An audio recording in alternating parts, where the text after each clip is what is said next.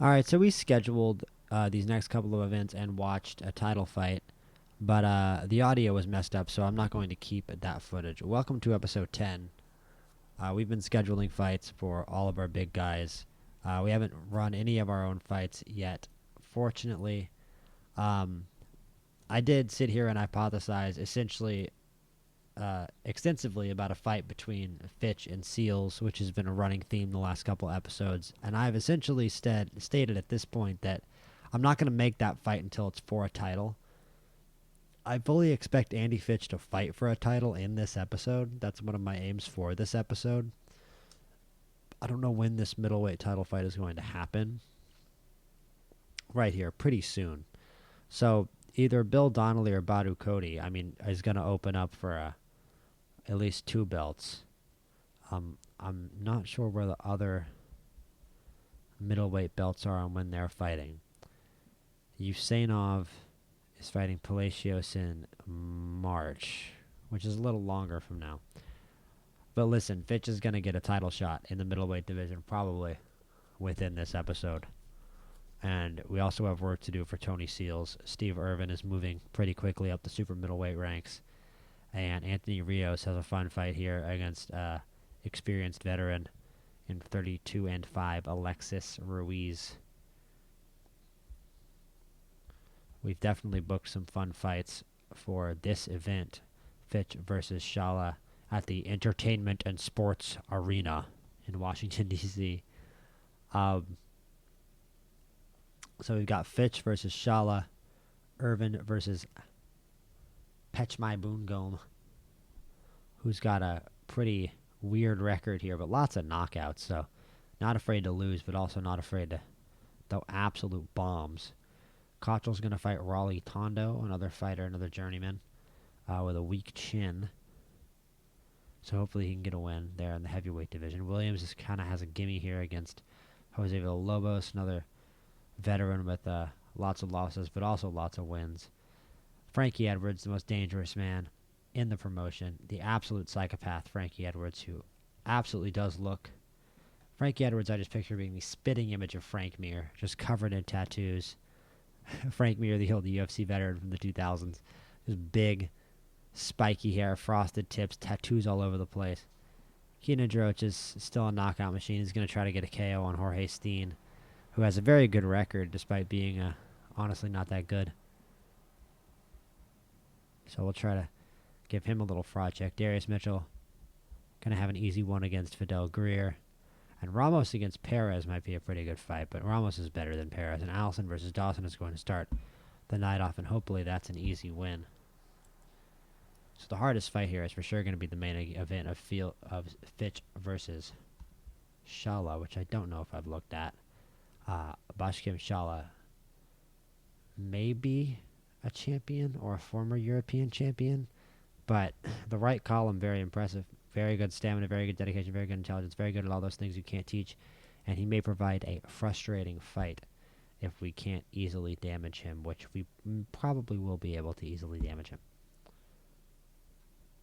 Isaac Allison versus William Dawson. Let's start this thing off. Good first round from Allison. Good second round from Allison. Better third round. Allison piling the pressure, dominating the fight.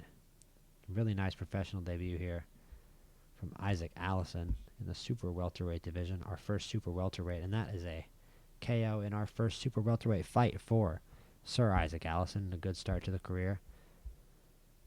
Kareem Ramos versus Harold Perez. Can he improve to 2-0? And he gets a first round KO. That might be the second first round KO in two fights for Kareem Ramos. No, he got the first one in round 4, but he's shown a penchant already for early round knockouts, and you love to see it.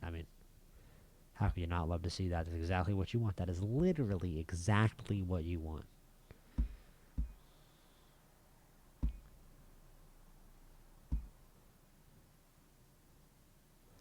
Round 4, Fidel Greer comes back. It looked like we were in control, and we absolutely are in control now. That was a blowout in round 5. 27 punches to 2, 5 power punches. Decent start to the round for Greer, though. He's showing a little fight, but Mitchell's clearly the better man on the night, and yeah.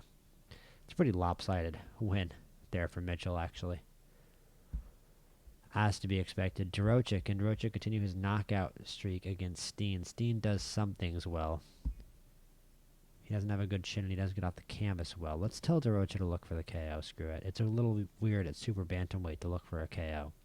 Let's do cover up, because again, I feel like you tend to get big counterpunch KOs when you cover up. That didn't work. Let's go natural style. Man, he's really kicking our ass.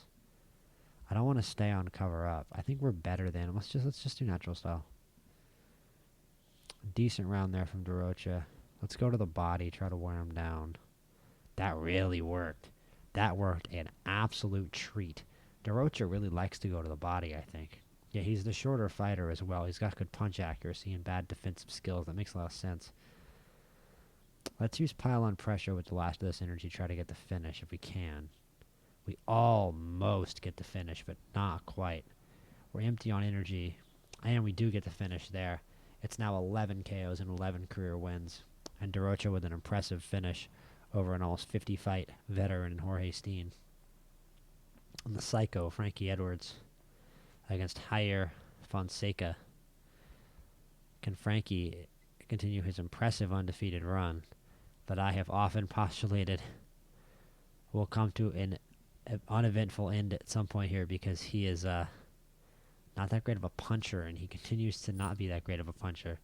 He's getting beat by a 9-9 Javier Fonseca here. There's some good counterpunching work from Frankie. We're going to tell him to go to the body, get on the treadmill, and try to get ahead in this fight, but that's not going to happen. Natural style. Frankie just isn't throwing enough. Go back to the body. That's a good body round. Now we're going to pile on pressure, but this is far too close of a fight for comfort. Frankie gets a big knockdown, though. He's making it real interesting for the judges here, especially as an undefeated fighter. It is true in boxing, judges will go to some lengths to protect your undefeated record in a fight like this, especially if you're fighting against a fighter like Jair Fonseca here. I feel like I might even be realistic that the judges are just sitting there right now by ringside trying to cook up any excuses to how Frankie Edwards is winning this fight, when the punch stats don't bear it out. But if you give him a 10-8 there, who knows, you give him a 10-8 here, who knows what kind of scorecard you cook up for Frankie Edwards. Either way, this is a much closer fight than we anticipated. And we're going to watch the last round on a slower speed. This Frankie is for sure chasing the finish here. Can he get it? Fonseca trading, landing back. Edwards with a big jab. He's got a minute to find a finish here. Another jab. Back against the corner. Starts landing big shots. And with 36 seconds left, to the dismay of the Fonseca fans in Fonseca's corner, the ref counts him out, and Frankie Edwards improves to 9-0 despite plenty of tribulation here in Washington, D.C., as Jose Williams is going to look to improve his winning streak here against Jose Villalobos, a 42-fight career veteran with 13 career knockouts. Regret not going on fastest.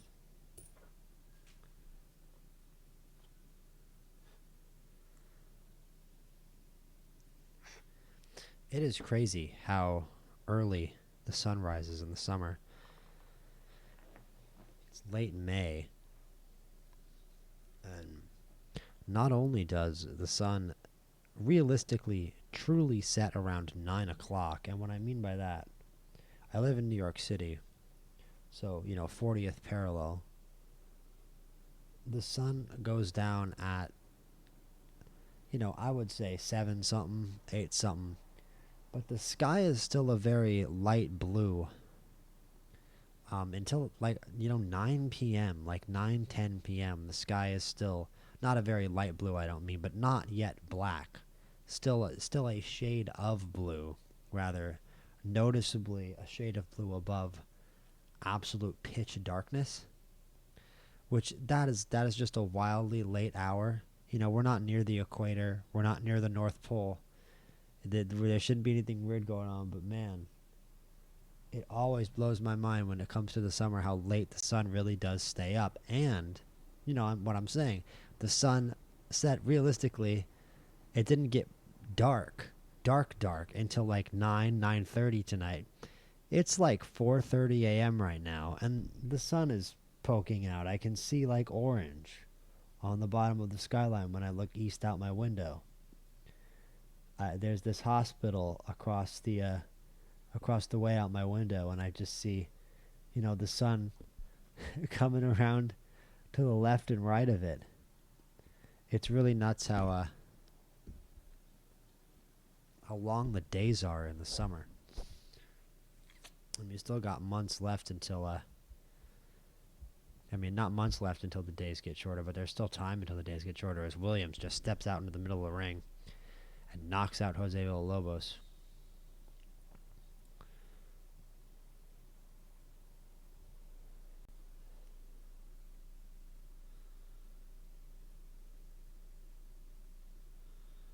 And it always is one of those funny things. I'm sure you look up when the sunrise is going to be on Google and it'll be like 5:40.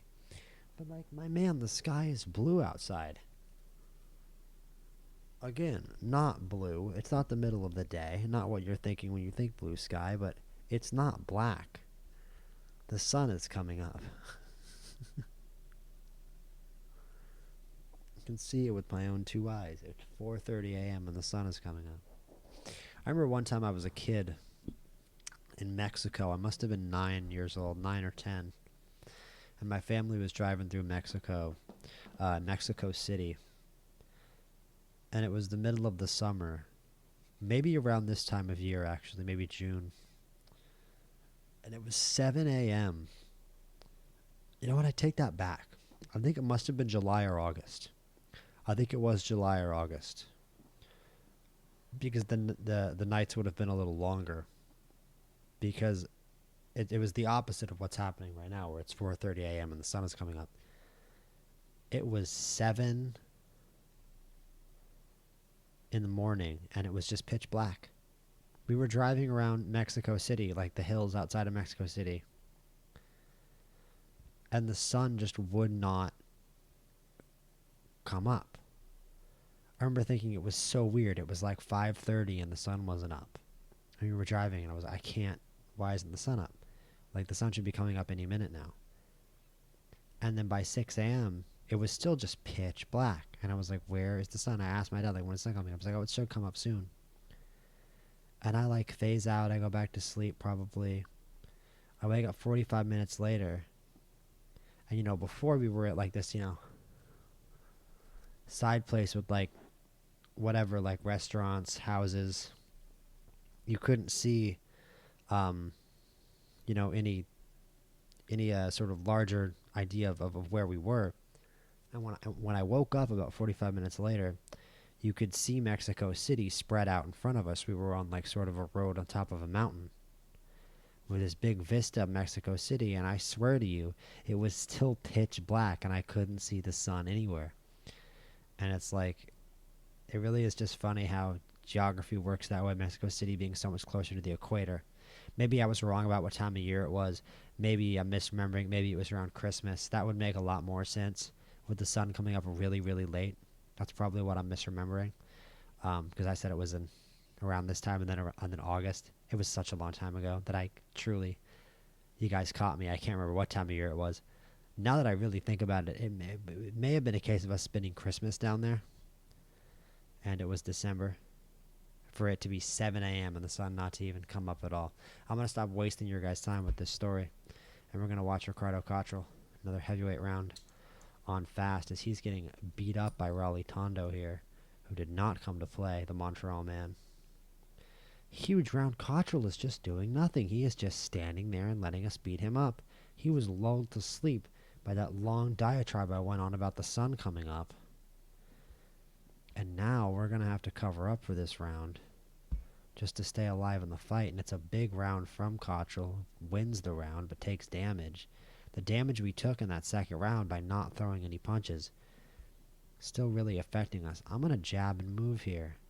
Good decision. Dominant round by Cottrell, who outboxes Tondo. Smart. We pile on pressure. We're going to go back to natural style. I like these strategic decisions. Yes, I do. One punch KO, walks in, knocks him out. I'm picturing that George Foreman uppercut against Jerry Cooney. Just walk in, one uppercut to the chin, Cottrell. I almost said and still. That was such an impressive knockout. And the Chief, the absolutely massive Chief of a supporting bout. Steve Irwin putting Fetch My Boon Gome in a pine box in approximately 4 minutes and 5 minutes. 5 minutes and 3 seconds.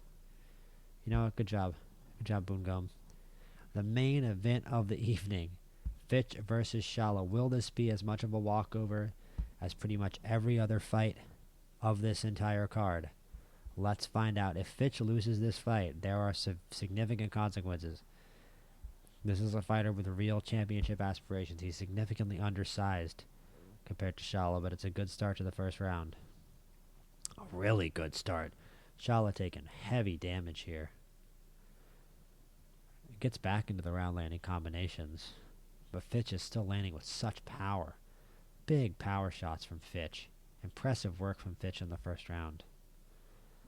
I think I'm already going to go to the body. And again, it's a good start. It's more damage to Shala, and it's a knockdown. Shala gets up at the count of 2, but Fitch is still piloted on. Good body shots, 2 clean punches, and it's a very quick second round knockout for Andy Flick, the Switch Fitch. And he is going to get a very real title shot here very soon. Don't you forget it. I will see to that, as this Cody versus Donnelly fight will resolve in literally 1 week's time. And then we're going to have our fight that week as well with Tony Seals, and we're going to see about a title shot for Andy Fitch. As this Balakondo versus Mosquera fight too, it's only for 1 belt, but I don't care. I'm watching that one. That's going to be a crazy fight. I'm not going to watch this. Wait, sorry. And I don't think we're going to watch this either, no. Even though Sonny Boy Tinpenny? What, dude, what year is it? Sonny Boy Tinpenny. Sonny Boy Tinpenny. I'm Sonny Boy Tinpenny. Can't believe he's from the Philippines. Tell me he's not from London. He's not from, like, Victorian England. Sonny Boy Tinpenny. He's not a Victorian chap. Next week.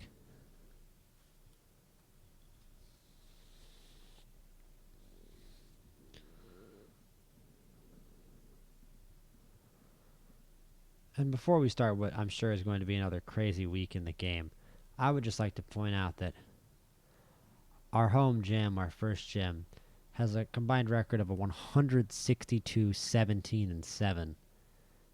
That is an incredible record. This gym has just been an incredible success.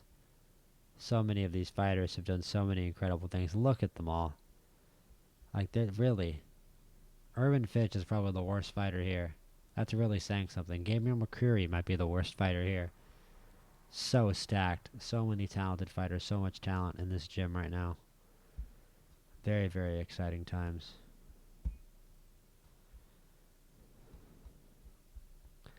And let's watch these 2 title fights. I am riveted by what is going to happen in these 2 title fights, genuinely. As exciting as this Tony Seals fight's going to be, this interests me even more. Balakondo versus Mosquera to start off feels like an undercard fight between 2 of the best bantamweights in the world. Big start for the undefeated Mosquera. Mosquera undefeated, Balakondo only defeated in an upset. But it's a huge first round for the Colombian. Colombia and the Philippines facing off here. Round 2.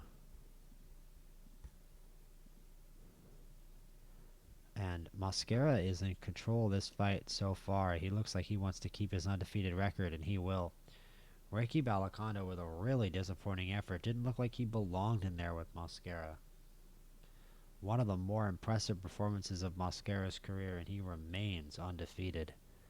The new WEC World Bantamweight title holder, Roger Mosquera. And let us see about Roger Mosquera here. I'm kind of surprised that he isn't undisputed. I won't be surprised if that fight made him undisputed. No, Rodrigo Lemos has multiple belts in the bantamweight division. Mosquera does only have 1. Has Mosquera been a title holder before? Yes.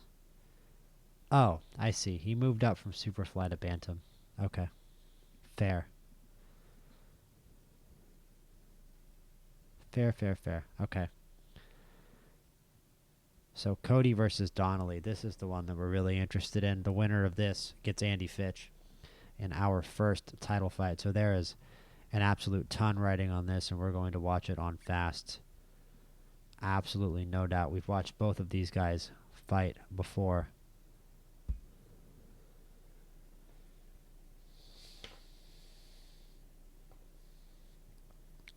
Big first round from the undefeated Donnelly. Irishman getting out ahead here to start the fight. Start proceedings. Cody gonna have to do something to keep this damage away. 92%. Huge first round from Bill Donnelly. Huge first round from the challenger. And he continues to pile it on. Cody finally finding some countermeasures. Not enough, though. It's still just more pressure from Donnelly, and if this keeps up, Cody is going to lose his belts very quickly. It's a little bit slower of a round in terms of overall work, but Donnelly's still well ahead. And he just comes out and keeps landing punches, now comboing off. He's chasing a finish here, and don't you forget it. Cody's really going to have to do something here. There's nothing going from Cody. He finally starts to punch back, but it's a poor effort from the Ghanan here, as the Irishman is chasing him down, and the ref stops the fight. And it's going to be a scrap between, I believe, two 16-0 fighters. And Andy Fitch and Bill Donnelly for the middleweight world title, if I have anything to say about it. Let's see if Donnelly is injured in that fight. He has a cut to his eye for 3 weeks. So we're going to have to keep Fitch out for 3 weeks. Man, I am looking forward to that one between Donnelly and Fitch. I wonder, that's going to be a fascinating tactical matchup. I can't wait to break that one down as well. Let's go to our show. First round win by Emmanuel Lopez. Christ. Why am I even commentating? Turn into a 2-year-old baby. Good Lord. Go round there for Lopez. And round 2. Go round 2 for Lopez. Round 3 for Brazil. Good start. Imagine if I did the whole fucking video like that. Lopez. Just a strong round 3 from Lopez. Never mind. No. I was right. He's also just doing so much damage. Priscilla's must have no take damage at all. Take punishment. Let's just pile on pressure and finish this, please. Lopez, you've got it. You got 10 rounds to finish this guy. I don't know why we're watching this on fast. We need to watch this on fastest. I feel a knockdown coming. I feel a knockdown or a finish coming in this round. I'd be surprised if it didn't happen. Oh, yeah. Come on, get him. You got a minute to get him here, Lopez. I'm not even going to comment this fight. I'm just going to root for Lopez to do it. Come on. No. One thing that I have not seen in this save yet that will definitely happen, because it can happen in this game. Just insanely old fighters. It might not be as likely as it used to be. In my last save, I think amateur fighters could just stick in the amateur rankings, especially like the world rankings. See, these guys can be over 20. These guys are just like amateur fighters. Yeah, see, and we can't even sign them because they have to be under 20 for us to sign them as amateurs. So these guys would go pro. You know, these guys who are amateurs up until above the age of 20, 26 years old. So they say this guy's 29, right? He goes pro at 29. And he just has a regular length career, but it just starts at 29. So there were guys who would actually go pro at, like, I'm trying to find anybody who's that old, but maybe it isn't possible anymore. But there would be guys who would be amateurs at like 36 and 38 years old, and would just start their career at 38 years old. So I can't remember his name for the life of me, but I had a fighter. I remember he was Irish. And I signed him as a 0-0 amateur at the age of 38, and he ended up fighting until he was like 55. I think he became a European Continental champion as well. That was a blast. I forget that fighter's name though, unfortunately. But I definitely pictured him as like a bald old man, like just genuinely as like a a geriatric old man who could barely move, but he definitely didn't fight like that in the sim. But I definitely had him pictured as like looking like Mr. Smithers in there or something. Not Mr. Smithers, Mr. Burns, Mr. Burns, Mr. Burns. The old man with like 2 hairs on his head, monocle on, glasses, old like 1800s glasses. Got his reading glasses on in there. Edwards in his 3rd career fight, trying to extend his knockout streak against a character from One Piece, and he does. Randy Dale versus Corey Matisse, previous opponent of Tony Seals, and we weren't even watching that first round technical knockout for Randy Dale. If a tree falls in the forest, nobody saw that fight, but Randy Dale with a very quick dispatch of Corey Matisse, and Lamont Williams with a similarly soft matchup here against Pablo Zarate. Oof. First round KO. Lamont Williams easy. Back-to-back first round KOs. And now we've got 4 undefeated fighters in a row here lined up. Morales, Rios, King, and Seals. Can all 4 of these fighters make it out undefeated? They've all got decently tough matchups, especially Rios.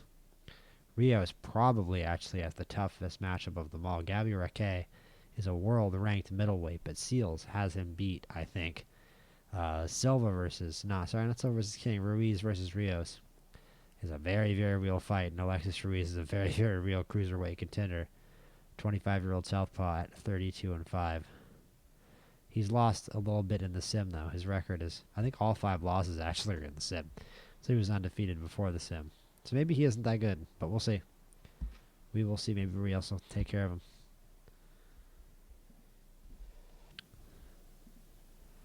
All right, Morales versus Lima. If I can stop going back to the main menu. Can Morales keep his undefeated mark? Should be a gimme, but it's a bad first round. Knockdown from Morales in round 2. Lima barely to his feet at the count of 9, but he does good work for the rest of the round.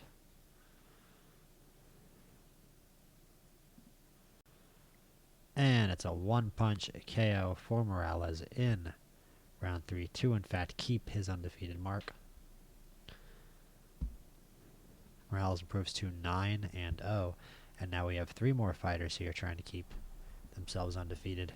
And this might be the toughest task of the night. As we said, Rios versus Ruiz. We're going to watch this thing. So we tried to bet on Rios, and it crashed the game. It's probably not a good omen. But let's do the Rios fight anyway. I don't have a good feeling about this now. I tried to put 200k on him, and it crashed the game. Good first round. Let's go to the body, actually. That might not have been the best decision. Let's go back natural style. I kind of wanted to do this fight on fast. Now I will, because it's even. Maybe I do go back to the body now. Oh, we're already on fast. That felt like fastest to me. That was going by real quick. Yeah, see, this is fast. That was definitely fastest before. The game is wrong.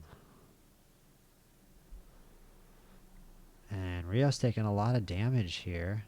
Even though it doesn't really seem like significant shots from Ruiz to be landing.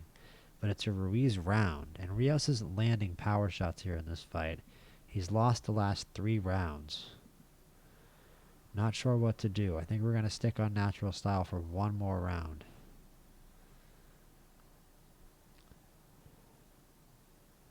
And it's a good start from Rios. He's taking this seriously now.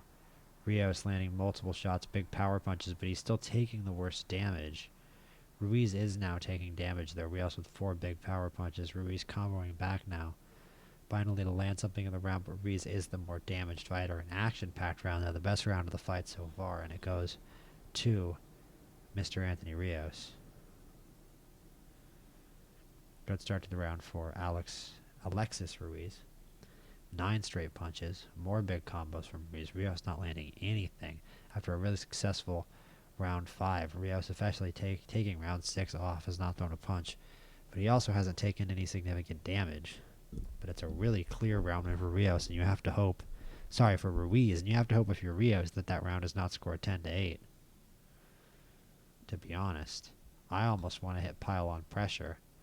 I'll tell him to go to the body. I think it's a decent time to go to the body. We need to actually throw, and Rios is finally doing that. Rios does not seem like an undefeated fighter, defending his undefeated mark in this fight until this round, really. This is a huge round for him. He's now chasing a finish, seemingly. Now I wish that I would have put it on pile-on pressure, as Ruiz throws a big wobbling shot there to end the 7th round. Or the 8th round. No, sorry, to end the 7th round. And we are going to pile on pressure, as Ruiz is out of energy. I think Rios has needed to pile on pressure for this entire fight too. But Ruiz has also proven himself a good power puncher.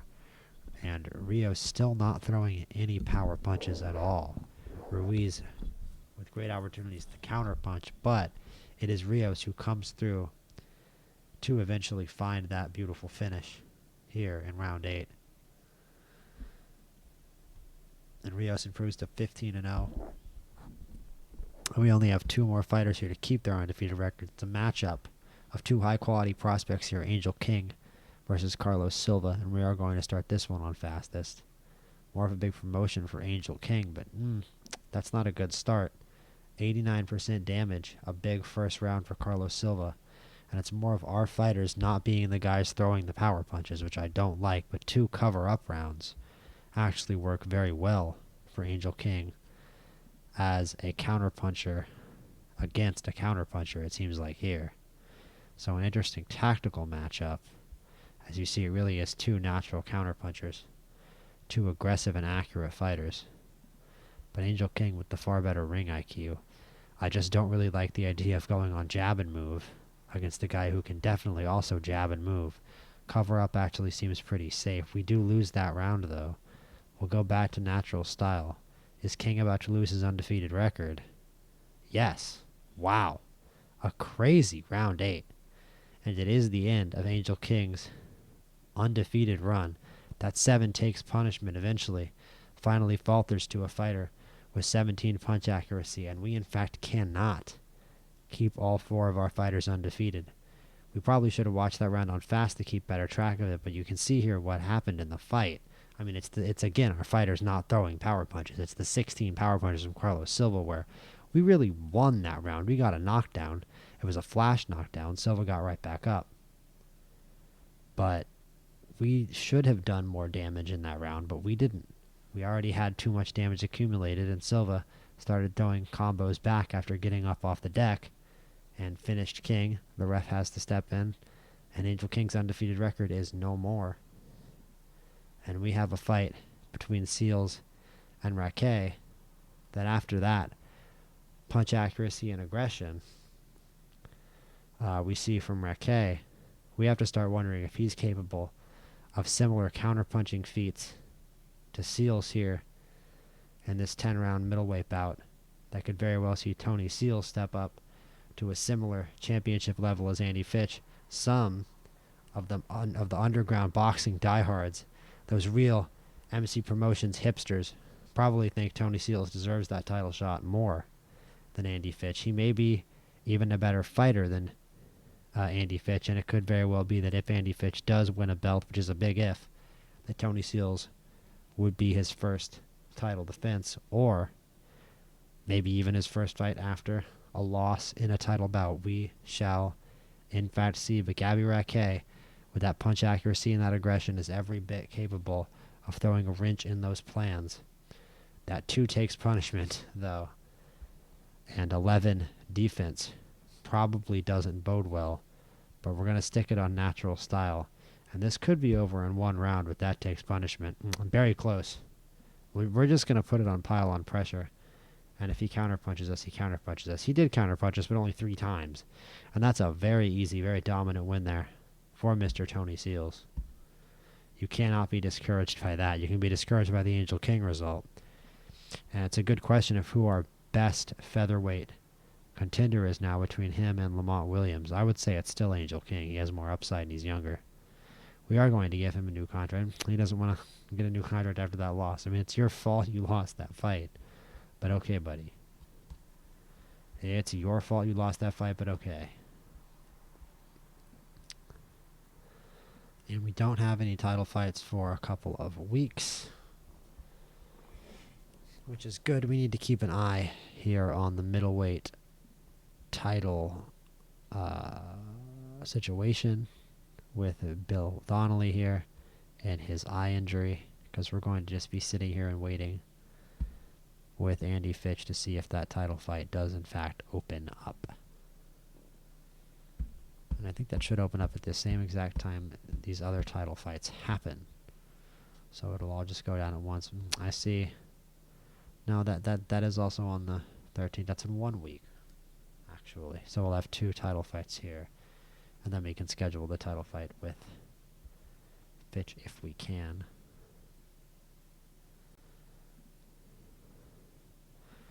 Yes, this fight is now, and Donnelly still has 1 more week, so we're going to watch these 2 fights, and we'll have a fight next week as well. There a heavyweight bout next week also. Yeah, but I don't know if it's super worth watching. It is for 2 heavyweight belts. I don't know. I'll decide. I will make that decision when we get there. For now, it's Dowd versus Michael Carl. Is this a rematch? We've definitely watched both of these fighters before.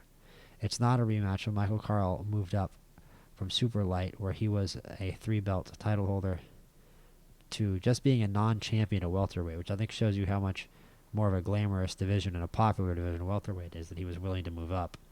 But now he finally has his welterweight title shot against Dowd, who has not moved divisions, but also only recently became the undisputed title holder, every belt but the ring belt, where he is the #1 ranked fighter, when he defeated Johnny Donovan, who has now also lost a unanimous decision bout to Jared Coetzer of South Africa.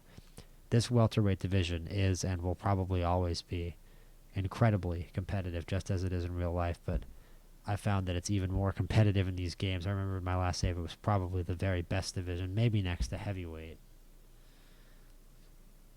Dowd and Carl are just going to war here. Huge round there from Carl. Carl trying to become a 2-division champion, a real true 2-division unified world champion. And this is a crazy fight. Let's go on fast. This has been a crazy fight so far. Let's look at the scorecards. You'd say Carl's ahead, but Dowd has the advantage right now. Carl going back forward. I'm certainly rooting for Carl. I want to see him get that second weight class. I want to see him become an established welterweight champion, to be honest with you. I'm very impressed by his climb through 2 weight classes, but I'm equally impressed by Dowd's win over Donovan. I mean, we made a whole episode called Johnny Donovan. He was #1, and now he's on a 2-fight losing streak. As we've said before, the way the cookie crumbles. Good sirs, the way the cookie crumbles. And this was another absolute conflict of a round that was won by Michael Carl. They get up and damage each other. They go up to like 75 and then drop back to 48. Neither of them have any energy. Dowd finally landing something. But it is late in the game for that. Carl really putting the volume on Dowd. It's not exactly the newest piece of analysis from me, but it's the volume in this fight that's making all the difference. It's Carl's ability to string combinations together and put those big punch stats up. That's easily winning him this fight. And Dowd starting to land. Carl with an even round. You might give that round to Dowd, but only if you want to score the fight more evenly than it probably should be. That thing was a Michael Carl victory, and Michael Carl is the new WBC, WBA, IBF, and WBO world welterweight champion. And what an ascendance there from Michael Carl. Maybe the first great 2-division champion we've had. Not great, but the first 2-division champion at all that we've had. And it's so impressive. I mean, look, he beat Rufat Muratov. What do you want? Maybe he is impressive. Maybe he is legendary. Yeah, I mean, to beat Rufat Muratov and to beat Dowd, and he beat Jared Coetzer, who beat Johnny Donovan. I would love to see Johnny Donovan come back into the welterweight division and challenge Michael Carl. Has Michael Carl fought Johnny Donovan before? No. Yes. No, sorry, Coetzer. Dude, Jesus. Where's Michael Carl? Here, has Michael Carl fought Johnny Donovan? No, he himself moved. Yeah, he moved up from super light. Not he himself. He did. We talked about that. We just talked about that. Muratov and Dowd. Right. I'm getting my fighters mixed up a little bit, guys. Sorry, it's like 5 a.m. You cannot blame me. We've got Manigo versus Caballero here. Undefeated Joseph Manigo, one of the more impressive undefeated fighters in the save right now, versus a young contender from Colombia, Elias Caballero, who once again has those things you can't teach, that dedication and that intelligence. So let's see if he can unseat Joseph Manigo. It would be very impressive if he could. Big first round from Caballero. He doesn't damage Manigo too much, though. Manigo is a machine. And speaking of, massive round by the Filipino. And despite a massive round from the Colombian, Manigo comes back and still has far more damage on him and is basically chasing a finish. Man, Caballero is doing such an amazing job to even stay in this fight. He's winning the majority of the rounds, doing the majority of the work, I feel like, and he's still behind in the punch stats because of the pure volume from Manigo. It's 2 knockdowns from Caballero. Manigo struggles up at the count of 2, manages to grab onto the ropes at the count of 9, but now he's behind in this fight, out of energy, and has been knocked down twice. What an incredible development. And this is an incredible upset we have on the cards here in the super featherweight division. This Manigo needs to do everything he can to stay in this fight, landing the first power shot of the round, big shots to the head. Caballero is far from damaged, far from tired. All he has to do is a little bit of work here, and Manigo is going to be finished, and his undefeated record is going to be out the window, and that's another knockdown. It's hard to see Manigo getting up from this one. He's up at the count of 7. He's still in there somehow. Say what you want about the effort from Caballero, which is unbelievable, historic even. Comes back and gets that round, too, just when you thought Manigo had done enough. He gets knocked down and has to struggle up at the count of 7 again. A second knockdown in a second round for Manigo, trying to defend this 38-0 undefeated record. It looks like it's going to be a thing of the past. All that has to happen is Caballero has to have a big round. He didn't last time. Odds are it's going to happen this time. Manigo starting to land combinations. He's got a minute here to survive. He survived the last round. Can he survive this one? Starting to combo off. It's an unbelievable effort from Manigo to even still be in this fight, and he survives round 9 as well. You could even argue he won that round. And now he's at 50%. Now he can start to do some decent work to the body. And I mean, it's 3 knockdowns to 0, but the punch stats are still even. Now he's back in the damage zone, but not too bad. He lost the round, though. All you need is that 1 knockdown. He still has Caballero tired. He's still an undefeated fighter. You can't really ever give up on Joseph Manigo. The fat lady has not begun to sing here for Joseph Manigo. It's not over yet. Caballero, multiple punches. He's won another round. It's going to be 1 more round for Joseph Manigo to keep his undefeated record and bring the WBA, WBO titles back to Davao, back to the Philippines, back to the adoring masses. But it's a big round from Caballero. And Colombia might be taking home another world title. What a performance from Elias Caballero, wire to wire, and another knockdown for good measure. And Manigo manages to get up from 4 knockdowns, and finally the ref just can't take it anymore. Manigo never wanted to be knocked out in his professional career, but there's nothing he can do now. It's a 14th knockout and 14 career wins for the new WBA, WBO World Super Featherweight Champion Elias Caballero. And we're going to sim 1 week, and then we're going to schedule our first world title bout, if we have a single thing to say about it, against Mr. Bill Donnelly. But what a couple title fights, huh? Some surprising results, too. How things can change. Does Andy Fitch get a title shot here? No, but he's got Badu Cody. We can still fight Badu Cody. We just can't fight Donnelly. That's interesting. Donnelly doesn't have a fight lined up. Maybe we can try to sim another week and see if he gets one lined up. I'll just skip this Perez versus Reyes fight for that and this heavyweight fight. I don't really care about it. Let's just see. Let's sim one more week and see if we can, if Donnelly signs for a different fight. Reyes beat Perez in 3 rounds.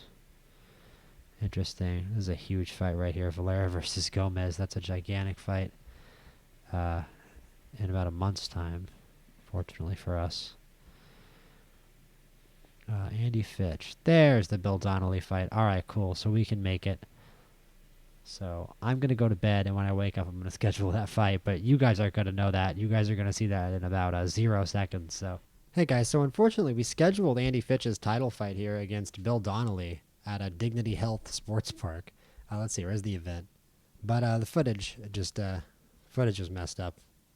I should have closed out OBS. It was on like a freeze frame. I should have closed it out before. Apparently this fight isn't it's in week 172. I guess we're currently in week 172. We didn't sell out this Max Rice fight here at the Butte Civic Center. I said I wanted to have it in Japan, but we're just pretending that it's in Japan. We're going to have it at the Butte Civic Center. But I should have restarted OBS before I hit record, basically. I only recorded about half an hour, and we didn't actually do anything significant. I just sat here blathering, so I guess I spared you guys from that. The only thing you guys really missed was me going over some rankings. Gilberto Gomez, I believe, became the undisputed... Yes, Gilberto Gomez became the undisputed lightweight champion. That's about it. He beat David Valera in round 3. And we also checked out this really interesting little detail about the world here, because that's ultimately what this game is about, right? The world. Opa Ramotswana here has made $14 million, has 48 million fans, and is a 2-belt world champion, heavyweight champion. Number 1 ranked by the ring, number 1 IBF, number 1 WBO, and the title holder of the WBC and the WBA. All while having 9 defense, 7 takes punishment, 8 intelligence, 7 conditioning, and 8 chin, and 6 on the canvas. So not a very well-rounded skill set, but he has had 4 fights against Deshaun Keys that have all ended in the second round. And that is absolutely incredible. A quadrology between Keys and Ramotswana, and after losing 3 of these 4 fights to Ramotswana, he's now ranked way down. He's ranked 24th in North America. He's the 52nd globally. He's just a mid heavyweight now, according to the rankings. So could a climb back be on the cards here for Deshaun Keys? It's just maybe a matchup nightmare for him there against Ramotswana. I actually think Deshaun Keys, if he keeps fighting, can build a career back up. It's tough with 4 takes punishment, but that's probably part of the reason why he lost to a fighter like Ramotswana, who is such a great puncher. He's pretty much better at everything than Ramotswana, except punching, and this is boxing. So, man, they put on some entertaining classics right there that I'm sure made some really good numbers and made them both pretty wealthy professional athletes there. But James Ray, it's kind of goofy that they're giving heavyweight belts to anybody but James Ray at this point. And I would certainly like to see Ray versus Ramotswana take place. That is not at this moment scheduled, although neither of them have a fight scheduled, so we will see.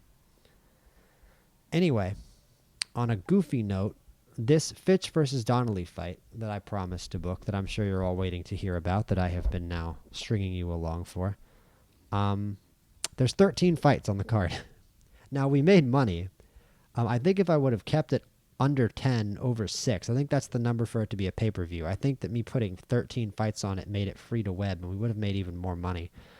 Money, the only thing that's important. But current sales, $7 million, $263 tickets. So it's still a profit. And let's take a look at this card.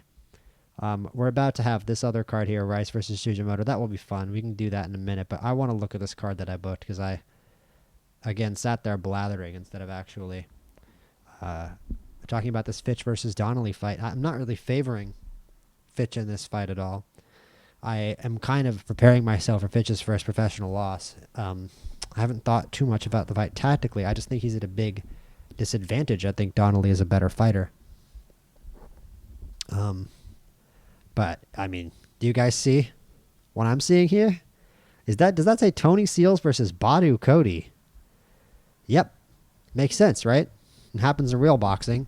The guy who Donnelly took the title off of, he's going to fight Tony Seals. Makes all the sense in the world.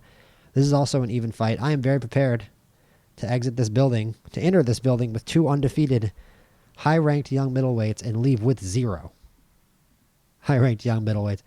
Fitch at 23 and Seals at only 21. They could both be on track to suffer their first professional losses in this event. I am putting that up at risk. This is some high level opposition. Insanely high level opposition. Bill Donnelly is currently the best middleweight in the world. I was just talking about how a 9 aggression, it's just kind of the perfect rating, right? I mean, just somewhere in there, in that middle range with aggression. That's what you want fighters to have because they make the right decisions. You combine that with a great ring IQ.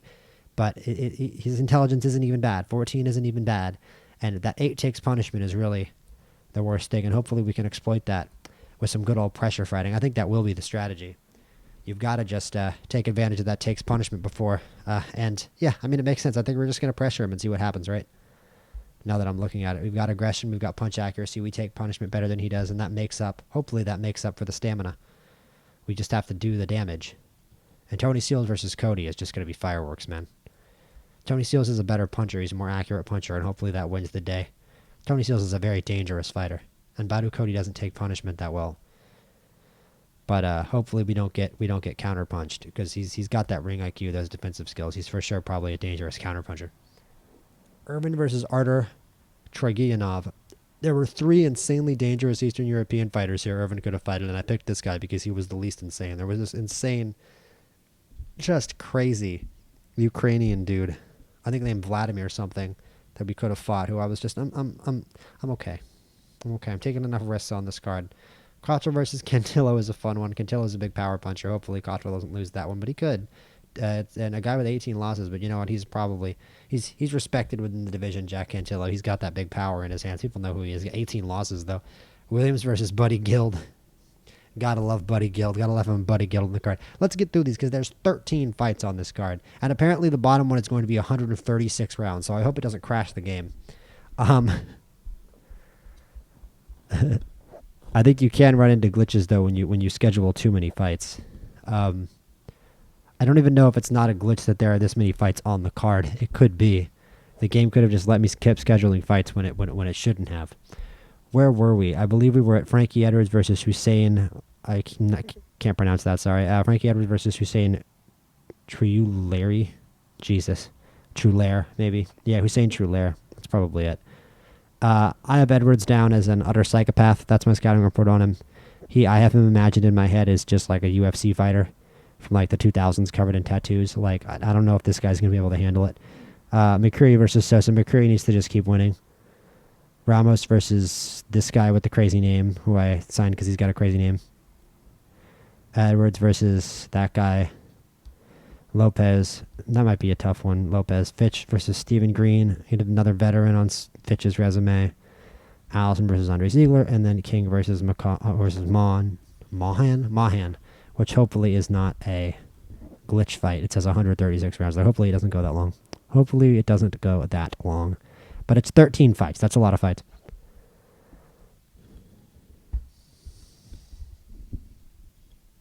And it's Randy Dale versus Todd Unthank Walker. Hopefully Randy Dale can add another win to his collection.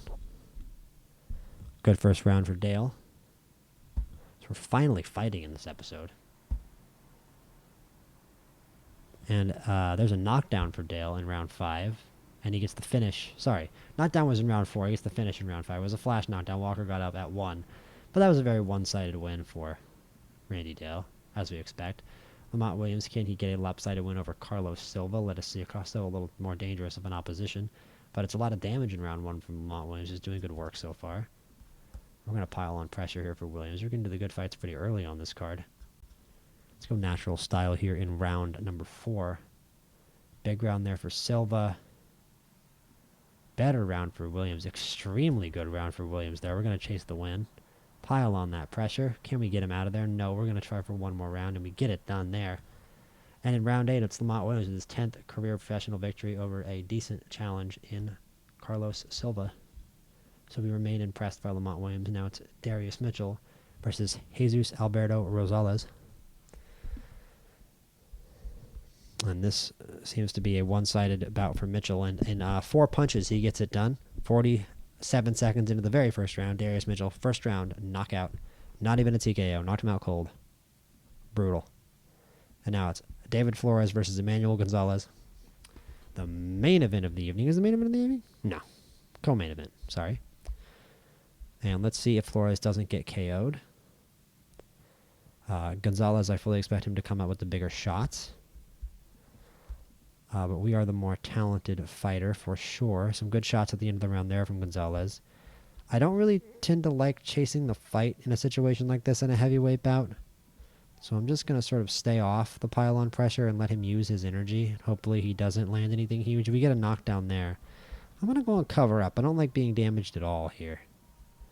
It's too natural style. Maybe I'm playing this a little too conservative and give him a few too many chances. Now we're going to pile on pressure here at the end. We don't get the finish, but it's a lopsided win for David Flores. I'm happy with that. David Flores is not a knockout guy. He's not a knockout artist. He's a ring general. And he just proved it there again. Look at the control of fight right there. Took a lot of power shots, maybe a few too many. Did you guys note that guy has a loud engine in his car? That's incredible. Wow. That's amazing. I've actually never heard that before.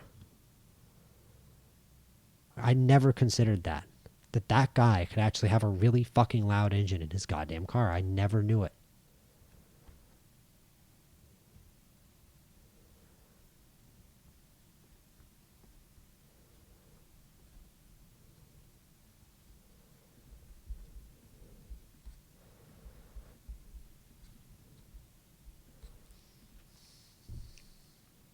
It was a big first round there by Tsutsumoto.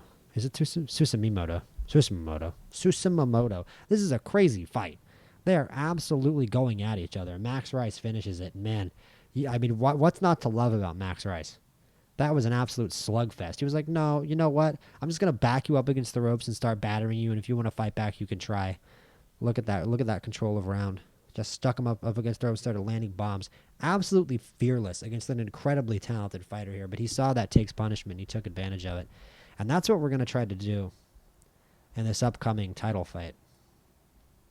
I think that is a pretty good indication, a miniature sample of what I want to happen in this upcoming middleweight title fight involving Andy Fitch. I want us to try to pressure a guy who does not have a good takes punishment rating. I think that is our plan. And look at Max Rice. Yes, sir, Max Rice, Superfly, the number 3 super flyweight in the world according to the World Boxing Council. Absolutely awesome progress. What a win there. That was very smart to put Rice up against a higher ranked opposition. That just paid off in spades.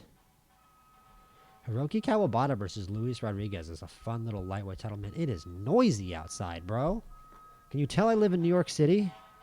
Do you hear this shit?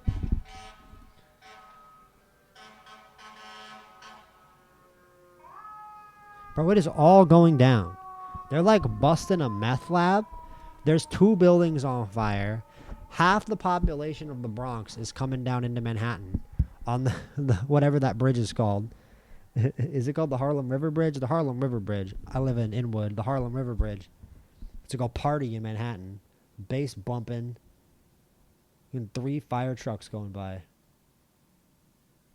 Absolutely crazy. It's quieter now. Kawabata versus Rodriguez. I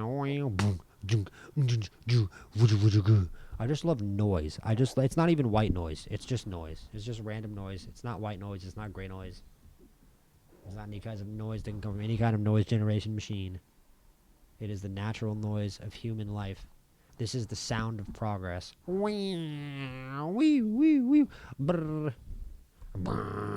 Loud ass bass coming out of somebody's 808s.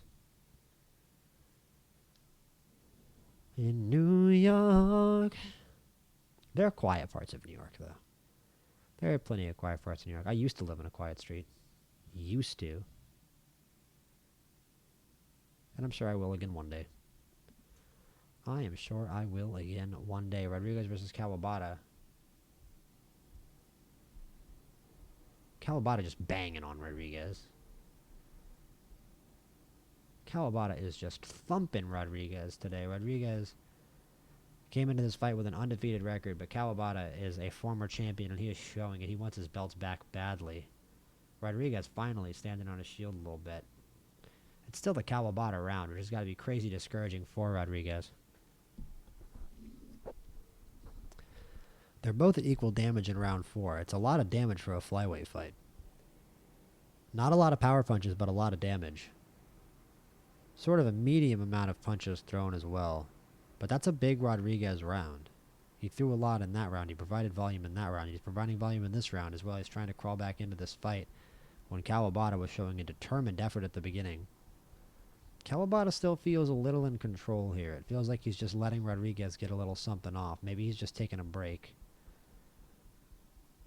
Kawabata seems like too calculated and together a fighter to give up too much, but now he's the more damaged man. We're watching this whole fight on fast for some reason. Kind of fight I usually watch on faster. Just kind of invested. This can happen. Kawabata. Because I want to see Kawabata get back to the top, and it's an undefeated challenger. It's a fun fight. But we got to get to our title fight here. But that's why I have markers in the video. I don't mind anybody fast and forward. This is long form content, man. I'm filming a whole playthrough of a long game. If you think I'm going to edit it all together into one big video, no. So there's a playlist. But we're definitely going to edit out some of the better title fights. I'll release them individually for sure on the channel.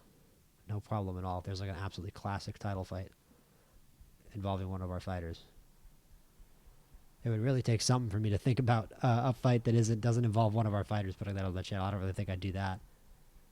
We've had some absolutely insane title fights, though, on the channel already without having to be involved in one. Like this one right here. This is an absolute war. They forgot this was not the Roman Colosseum. They forgot they're not actually gladiators. They're actually trying to kill each other in there, just going toe-to-toe. Blood, big cuts on both of their faces. Kawabata back to doing the better work now. He's been in control most of the fight. Rodriguez needs to show that he's still in this. But he managed to find some real purchase in the middle part of the fight after dropping the early rounds. Rodriguez has come back. But, we talked about how Kawabata was just taking a bit of a break and kind of letting Rodriguez into the fight. There is sort of this silent feeling that Kawabata is just sitting there waiting to take control of things. Rodriguez now starts to damage him back, opens the cut on his right eye, begins to land punches, and steals the round. What a job there from Rodriguez, but he is the more damaged fighter. I am enthralled by this matchup. This has been an awesome fight so far. Good luck scoring it. It's probably a narrow Kawabata win right now, but Rodriguez keeps racking up rounds. It's a great round for Rodriguez. Can Kawabata establish control with the last of his energy here in the last round? We're not getting a TKO. This thing is going to the cards in all likelihood. Rodriguez starts to land. If this is another Rodriguez round, I'm thinking about giving the fight to him, especially if it's a big one. Kawabata needs to show something. He's real damaged here. Starting to land punches, but Rodriguez with big shots, trying to accentuate his win back to center ring. Nothing happens. 114, 113, 116, 112, 114, 113 for the winner by unanimous decision, and still undefeated WBA IBF flyweight champion Luis Rodriguez. That was an awesome 12-round flyweight tilt. That was a very fun fight. And yeah, Kawabata had that early control, but he never got it reestablished. I kind of expected him to reestablish control in those last 3 rounds, and the opposite happened. Rodriguez said, nope. I said, round 9, I was like, okay, here comes Kawabata. And Rodriguez says, nope, nope, nope. You could argue Kawabata didn't provide the volume, but Rodriguez was just kind of scary there, man. He really built something, I think, there in the 8th round that he never got off of. That 11th round was awesome as well. So a really nice effort there by the new champ. Sorry, by the still champ. And let's just get to our fight, man. Well, I think this one might be before our fight. And I love a good Jordan Garvey fight. We can skip this one, though. Even though it might be a banger with a lot of belts in the line, I think I'm just going to skip it. I want to get to our title fight, man. These obviously are before. All these ones are going to be before it. We've got Joe Hoon. This is a pretty good fight, man. Korea versus China. I think we've got a couple more fights to go, unfortunately. Mascara versus Balakondo. That's kind of an awesome fight. Did these guys already fight? They did already fight. It's a run back.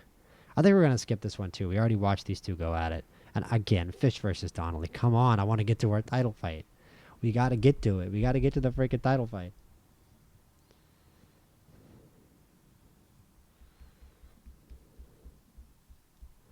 Please. Is this fight this week? No, it's next week. 2 more weeks, man. If my fighters get mad because I'm not booking them fights, it's because I'm shaking in anticipation. I'm just sitting at my desk tweaking, freaking out. 1 more week. But really 2 more weeks. Fred Morales wants to fight, I know. Rios and Morales both want to fight, I'd imagine. Max Rice probably wants to fight. Garvey versus Magagala?